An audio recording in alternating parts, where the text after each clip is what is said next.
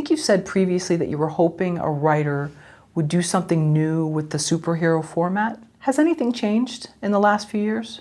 I feel like there were more experimental movies with superheroes a while back, maybe 10 years ago, than there are today, probably because there's so much money and there's so much budget thrown into so much superhero material. Maybe, lower budget filmmakers are not exploring that genre as much, but they're definitely saying there's audience fatigue with superhero movies and shows, and we'll see how that plays out. I know that studios and streamers are worried about that, Well, it would take such a budget, though, to pull that off, except for maybe The Greatest American Hero, the TV show. That's different, but most of this is just going to be over-the-top special effects and just... Well, I think there's room there for someone to tell a really compelling human drama with someone who has, quote, superpowers and maybe does something heroic. I think there is room for a unique storyteller to tackle that genre and just turn it on its head. Are you still bored by some of the superhero action films of today? Yeah, definitely. I'm getting more bored by them, actually. And I have been, although I used to be a huge Marvel fan. I'm still a Marvel fan. I still actually collect comics. I collect more DC comics than Marvel. I'm a Batman fan. But I think Marvel's putting out too much stuff, and some of it I'm not even bothering to see in the theater. I'm definitely not bothering to see streaming shows. I used to watch every one of them, and there's already been a few that I haven't really watched, which is they're just not compelling me. And I see a lot of the same tropes and, recycled through various movies. And especially the action. There's only so many ways you can shoot and stage, kung fu fight or something, or a battle with two people who can fly. It's getting a bit stale, I think. But that doesn't mean they can't turn it around. It doesn't mean they can't do something fresh in the same way they did with when Black Panther came out. That was very fresh. It had a cultural perspective that they hadn't had before that. And there's always the opportunity to bring something new into that world. So is it really boiling down to story? It's lacking in story? I think so. Story. I do think there is a visual element that could be played with. I've seen people online criticize Marvel's color palette in their movies. They say DC movies have better color grading. They just pop better visually. And I never really thought that, but it might be a part of it. They might want to play a little bit more with visuals, with genre tropes.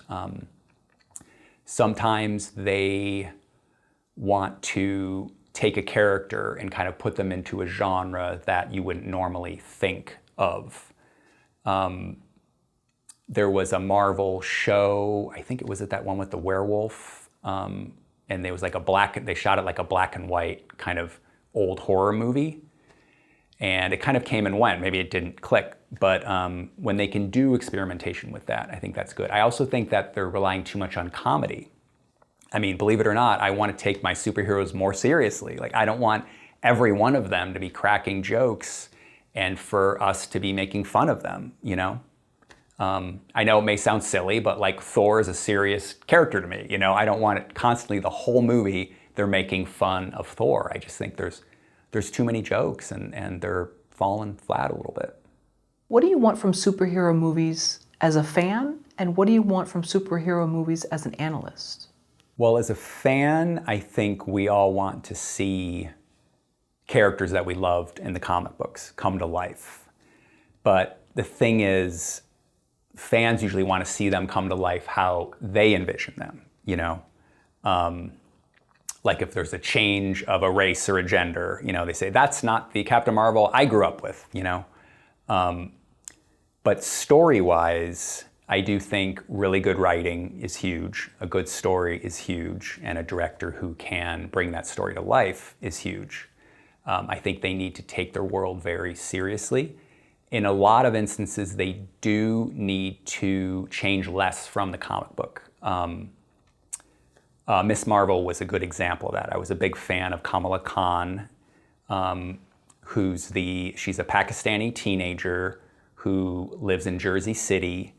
And when she came out in the comic books, it was very fresh. They hadn't had many superheroes of color. They hadn't had many teenage girl superheroes, and certainly not a Pakistani Muslim in America.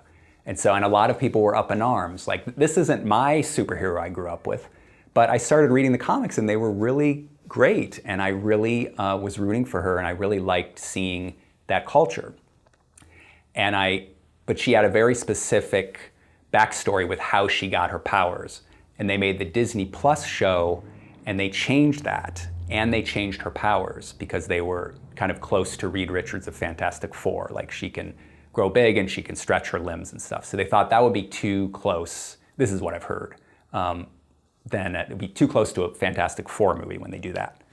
So they changed it too much. They also made, I think they kind of had too much of an emphasis on a political point in history that they were tying in. And they brought that into her backstory, and they made it an element behind her powers. And so in that instance, I felt they changed too much from the comic book, and I felt like it diluted the story and the story elements that made it so fun and so compelling for me, But I mean, maybe it gathered a whole new audience of other people who weren't, middle-aged Gen Xers still reading comic books. Don't write for the lowest common denominator. Write for your intelligence. Write something that you would want to see. Write something that is smart, that you would think was smart and clever and compelling. A lot of new writers are like, oh, I'm just going to write one of these Hollywood movies, these commercial Hollywood movies. They're so dumb, and they have car chases, and they have, they don't adhere to physics, and they're throw in a sex scene and some violence, and that'll make a great script, right? Well, that's not going to impress the readers in the business who read hundreds of scripts, all the time.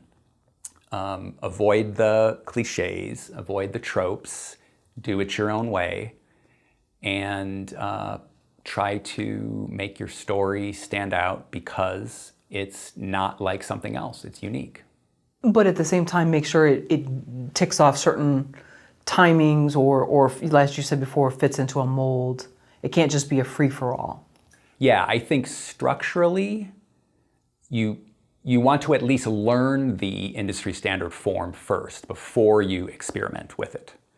And you do want to be aware of it. Like I said, you don't want to write a 150-page screenplay when today, scripts are max 120 pages, and most of them are less.